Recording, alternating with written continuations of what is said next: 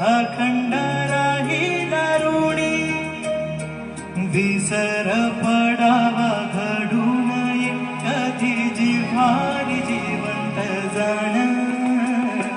दारात तुळस कौलारू कळस देवारात तुझा मान